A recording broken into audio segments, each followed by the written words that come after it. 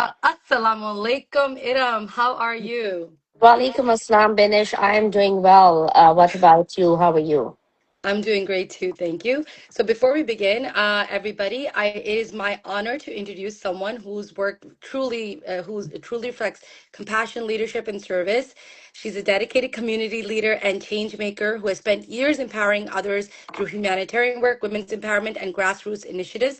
And the one thing that I absolutely love about you, Iram, is that you are extremely inclusive in a world where it's all about exclusivity. You are all about including everyone, bringing everybody at the table and giving everybody the same kind of opportunities and, well, for lack of a better word, availabilities to help, to encouragement, to whatever, whatever their language barrier, whatever their religion, whatever their community. So I love that about you, especially, and welcome.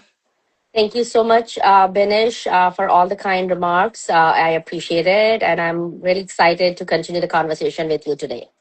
Excellent. So, you've dedicated your life to community advocacy. What personal experiences would you say help shape that initiative, that drive for you? That's such a good question. So basically, as you know, I'm an immigrant from Pakistan.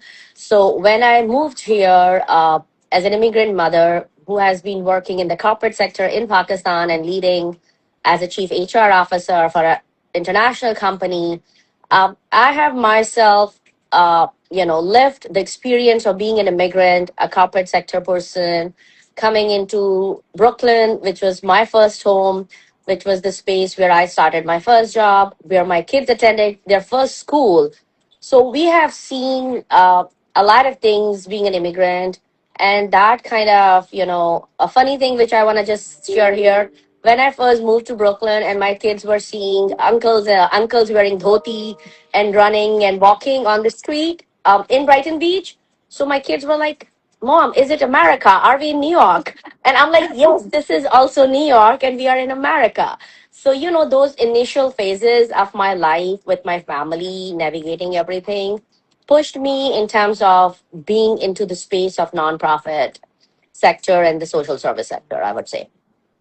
So, being an immigrant, being somebody who's new to the country, and seeing that the diversity exists even here in these United States, pushed you. I mean, honestly speaking, that would probably incentivize people, but for you, that was an encouragement to see your people that are still here, that are, in their own, living their life happily. That would certainly make somebody kind of like, okay, what's happening? But it made you want to even go further and bring community to the table for everybody else as well. Yes, definitely. Because, at this time, they were living who they are with their own identities, bringing their own culture. But simultaneously, I've seen that there were so many disparities, there were so many unforeseen situations where a lot of our community members are not at the table and a lot of decisions about us are made without us. So that kind of moved me a lot that, oh, we are living here from 30, 40 years, we are raising our third generations here, but still we are so behind and a neglected pocket of the community. So why is that so? So that why kept me pushing and pushing. We're definitely going to discuss this further along in this conversation. And now, what's one initiative that you're most proud of and why? So the one initiative which I took early on was being a co-founder of Apna Community Services. That was one of the initiative which I am very proud of because that initiative not only gave me a platform to raise my voice and bring my concerns at the table, as well as that also gave opportunity a lot of women in our community, a lot of men in our community, a lot of seniors and youth from our community to understand the system, to participate in the progress of everyone, and as well as that platform is still, giving an opportunity to so many people, like thousands of people are getting benefit through this initiative, 24/7, 365 days in a year, in so many different programs and services which we are offering, and as well as they're getting more civically engaged, they're getting more politically engaged. And that platform also helped me in continuing my work in the advocacy field. So, what? Well, obviously, you're working with UPNA and you're seeing all of that that's happening. Um, you work closely with policy and government system. What's one major gap that you think that still exists in serving underserved communities? Because there is definitely a gap because not everybody's involved. There's still such a disparity amongst the opportunities that one has access to. So, what do you think is causing that to this day? So basically, to this day, that's another very good question, first of all. So the thing is that there are so many systematic barriers and challenges and gaps which is still exist. And there are two reasons, as far as my understanding is concerned. One is that the systems and the policies have been developed by people, those who don't understand the actual cultural differences, the language, ethical, ethnicitycal, differences within our own communities, specifically for the immigrant communities, because they are not representing the immigrant communities. That's one part of the story. The other part of the story is that, like, people like me are still less in numbers, who look like me, who have the lived experience of our communities, who has ability to advocate for themselves and their represented communities in those all spaces, because a lot of time when there is nobody who is advocating for our community, the decision makers are assuming as if either we don't exist, either we are just living and we don't have any problems or challenges and we don't want any solutions. But if people like me, you, and many others, when we come on those spaces and we tell that no, we do exist, our Hmm. seniors have the same kind of situation and challenges as all other seniors. Our youth and women have the same kind of challenges, a little different because of the cultural and linguistical challenges or technological divide. But still, as a human, we all have the same kind of needs and we all need same kind of solutions from our government, from our systems, as being responsible citizens, as being immigrants, as being human. Forget about everything else. As being human, all at at different age levels, our communities have the same kind of needs, and we have to make sure that our systems are redesigned and developed in a way that is more equitable, that is more relatable, and that is more making our communities more resilient in every way and form. Hmm. One of the, I think the biggest things that happens in our community is like we have a tendency to think that help, it's not just that we are proactive participation in the government or in policy change, but it's like we are discouraged before we even start, right? So why would they help me? I'm still a minority, and that's actually like, believe it or not, we do count.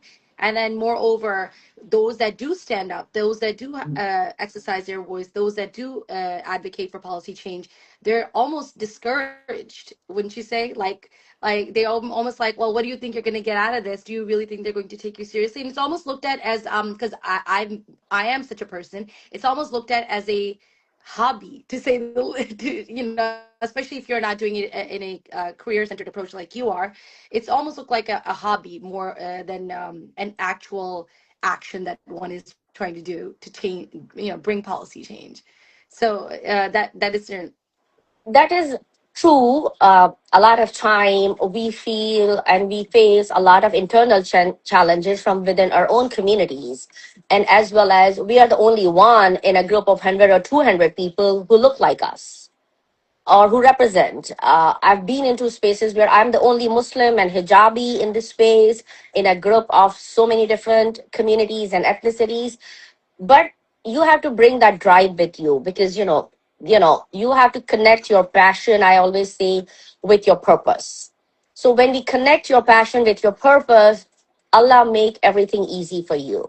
There are challenges, but then you have to continue pushing for what you think is right as an individual, as a professional, and what you have wanted to do in your life, in whatever capacities you are working in. There will always be times and situations where you feel like, oh, I'm going to give up now. It's too much on my shoulder. It's too much expectation. I'm not fulfilling. But, I say that take one step at a time. You cannot change the whole and rebuild the whole wall in one go.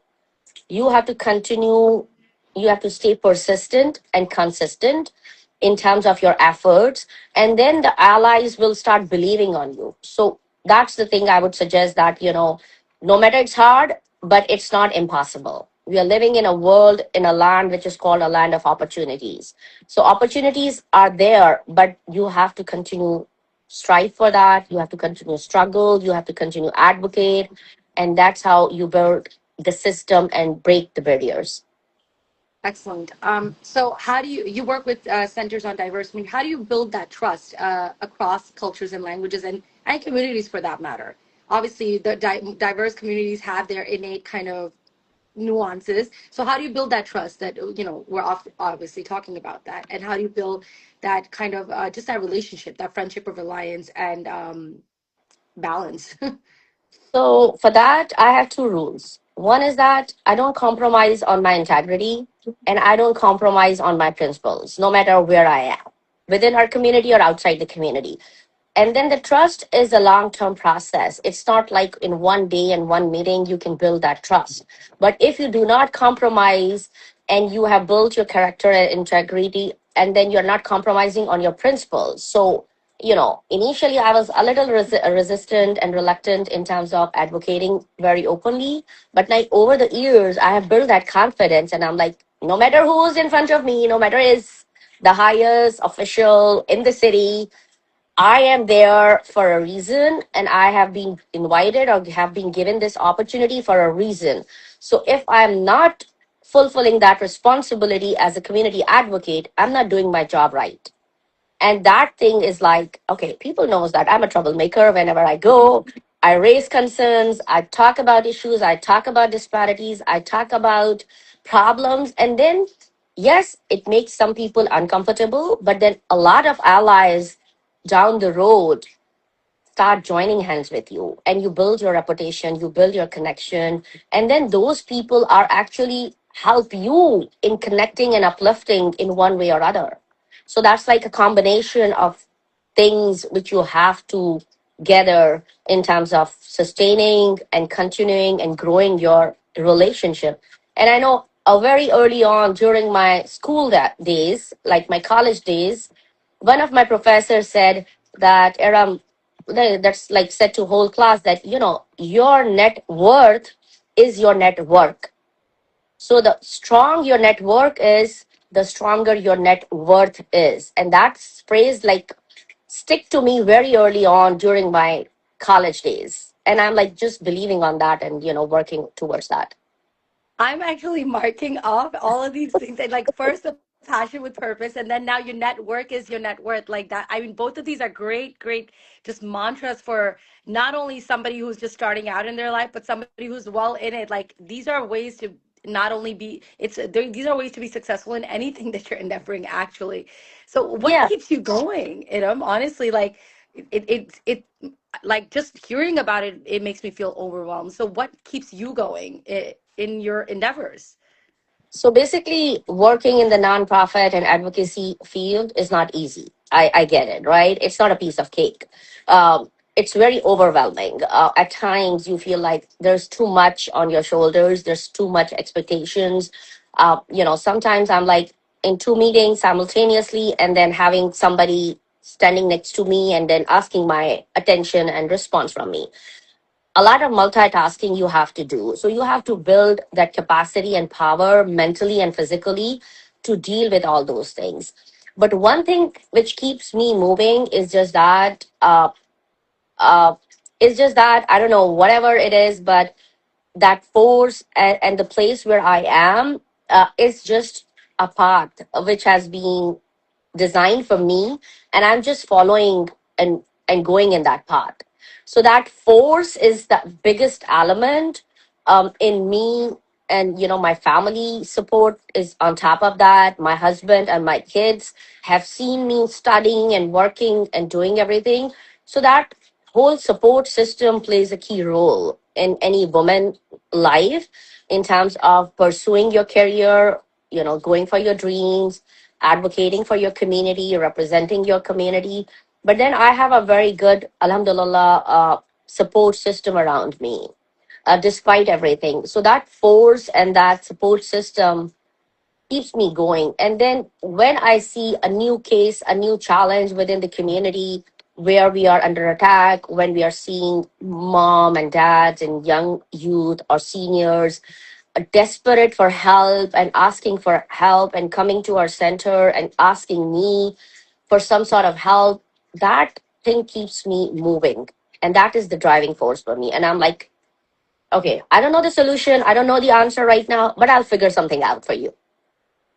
Excellent. So I think that you hit it right there. So, like, when a woman has the support of her family and her friends in whatever she endeavors, she can certainly accomplish. I think many people don't realize how much of a role you play just by encouraging your said one, be it your sister, wife, mother, whomever that you have in your life, who has this passion and purpose, and to have that family support, and then moreover.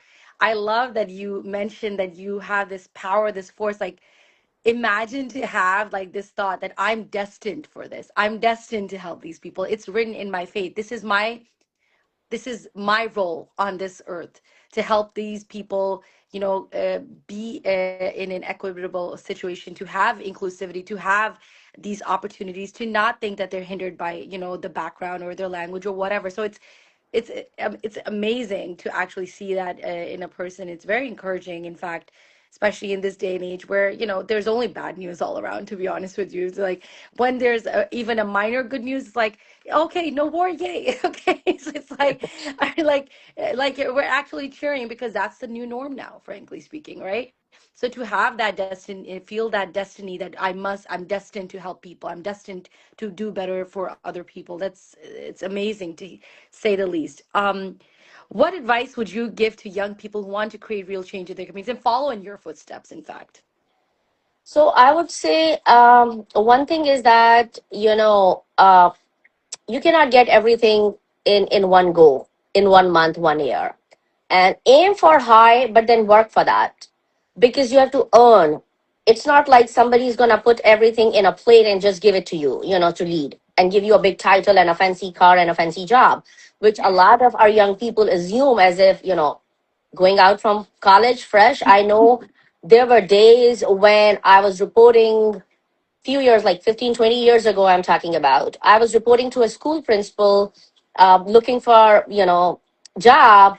And the principal was like, Erum, I feel so bad. You're overqualified, over experienced than me. You're reporting to me and I'm paying you less. And I'm like, doesn't matter. I'm not here to get the money. I'm here to earn the job and then understand the system because, your experience comes with a lot of efforts. You have to do a lot of volunteer work. So you figure it out, like what exactly you want to do in your life, in your career. I have seen a lot of young folks coming in and, changing their careers after a certain time because don't do the job for making money.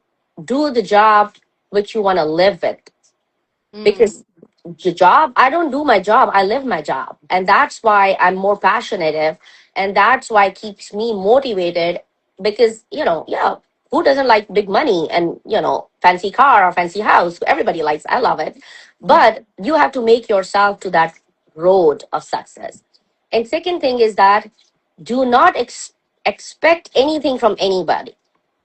First is your creator, Allah, then yourself, and then have faith on the process because when you have too much expectation from outsiders, whether they are their immediate family member, friends, or anybody else, those expectations break you down the road when those are not met the way you want it.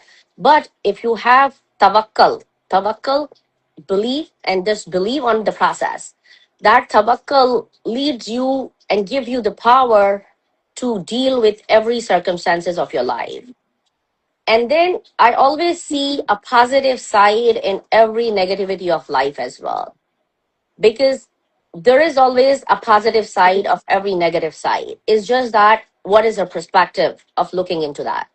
And I am like, I have been into situations which are like, toughest situations when nobody can think a positive side, but even though you have to stay focused on the positive side of things, make your circle within the people, those who give you opportunities to uplift, to empower, to guide you properly, rather than wasting your time and energy into responding to the negative people and negative spaces, because a lot of young folks right now wasting their time in terms of justifying themselves or asking and then doing things which are not actually making them more productive and making them to excel in their personal or professional lives, but rather than increasing the divide between them and their life and their career. So those are the suggestions I would give to younger folks, that your time is the key. Respect your time and respect time of others as well. Excellent. Yeah, definitely utilize your time constructively, and moreover, I think you hit it on the head. I think there is not everybody, but there's a very prominent part of the population, especially if they grow up with a little bit less struggle than their parents, that don't realize that what's in it, like in terms of what they have to deal with, and there's almost a sense of entitlement. I have this degree, I have this internship, I graduate from such and such college, this should be on a silver platter for me, but it's not. And when it's not, it's like the fall, the disappointment is so massive that it's they almost don't try. I agree with you 100%. Like, they say every, like, I was actually having this conversation with a friend the other day. There's things that are happening, all around us, and I said to her, listen, they say that these small, trivial, not trivial, sometimes they're bigger, but these problems that occur are always a sadaka of something good that you are getting. So if this problem that I'm dealing with or you're dealing with is the sadka of a bigger happiness, let it be. Let that be. It's okay. I can deal with it. I can tolerate it. So I agree with you 100%. It's very hard to, like, and if you just hang on to that thought that it's okay. Yeah, right now it's bad, but guess what? I have this goodness that I can hold on to, or I have a goodness on the way, or I will. At the end of the day, what are we told? If we're struggling through our life, we'll get our reward in the afterlife. So, right, and that thought itself, we should be able to overcome whatever struggle we're dealing with. I agree with you. These are very positive things. I feel like I could literally clip so many of this, so much of this live, and put it into like mantras for everybody. What does meaningful impact look like to you in the next 10 years from now? The meaningful impact is continuing the work which we are doing right now, having more youth involved into this world, in this work as well, and having more representation of our community into the spaces where we are in. And then, because we need more folks continuing this work, and then I wanted to see it as a legacy of us who are the founders who have established this institution. So one of another colleague in my nonprofit sector, I admire a lot. He said, like, our communities, we are not building organizations. I want to focus on building institutions, and the institutions are the ones which continues no matter you live in this country or in this world or not, because the institution, you give it to your next generation to come and lead. And that's the space and the legacy I want to continue. And I want to see after 10 years from now and my life. I don't know if I'm going to live up to 10 years or not. Nobody knows that. But that's what I would say, that that is my, if I will live to that 10-year period, and afterwards, I wanted to see that thing happening. See, this is the mark of a truly successful individual, that not only are they successful and comfortable in their own success and in what they're endeavoring, but they want the next generation to carry forward. There's a lot, there's a lot that's happening in the world right now. And there's this almost a keeping of your success by people that are, older and are more further in their career. It's happening across several industries, in fact. And many, people that are graduating or are finishing certain professional schools are having trouble breaking into those professions now because of the older generation making it so much harder. But to have somebody like you who wants to her work to continue be it at by other people in the future generation, and that is the mark of your success in the next 10 years. This speaks volumes of your character, actually. And I always say that, like, what's the point of doing anything if it's not being carried forward? If it ends at you, what's the point, right? There's no legacy. Definitely. Yeah, so Yes, definitely. excellent, excellent, Aram.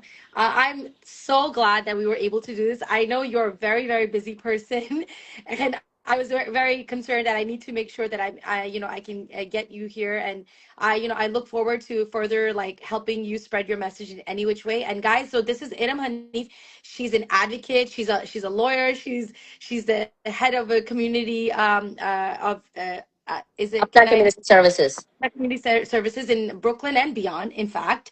And she's worked with communities all across. She actually received a citation from our Miss Shama Heather in New Jersey. And moreover, we've given her award as a woman to follow, a woman to be inspired by, Women to Women, the organization that I volunteer for. So please do follow her up. And thank you so much, Iram. And we were good on time. There you go. Yeah, thank you so much, Binish, for talking and opening this space for me.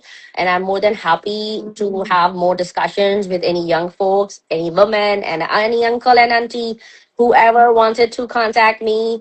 You can message me on Instagram. I may not be very responsive in terms of responding on the same day on time, but I will definitely come back and respond, or somebody from my team definitely come back and respond and connect with you.